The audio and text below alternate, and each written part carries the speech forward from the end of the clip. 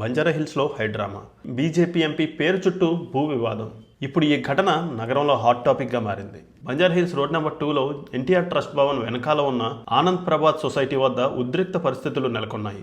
CM Ramesh అక్కడికి రావడంతో వివాదం మరింత ముదిరింది. సర్వే నెంబర్ 129లోని ప్లాట్లు 29, 30ను 2006లో కొనుగోలు చేశామని బాధితుడు శివనారాయణ చెబుతున్నారు. మా భూమిని సీఎం రమేష్ కబ్జా చేసేందుకు ప్రయత్నిస్తున్నారు, అనుచరులతో వచ్చి దౌర్జన్యం చేస్తున్నారంటూ ఆరోపిస్తున్నారు. అంతేకాదు ఈ స్థలంపై కోర్టు ఇంజెక్షన్ ఆర్డర్ ఉన్నప్పటికీ సమస్యలు కొనసాగుతున్నాయని బాధితులు చెప్తున్నారు. పోలీసులకు ఫిర్యాదు చేసినా పట్టించుకోవడం లేదని ఆవేదన వ్యక్తం చేస్తున్నారు. ఈ వివాదం బంజారాహిల్స్ పోలీస్ స్టేషన్కు చేరుకొని ప్రస్తుతం దర్యాప్తు కొనసాగుతోంది. భూ వివాదం రాజకీయ రంగు. ఈ కేసు ఎటు తిరుగుతుందో చూడాలి.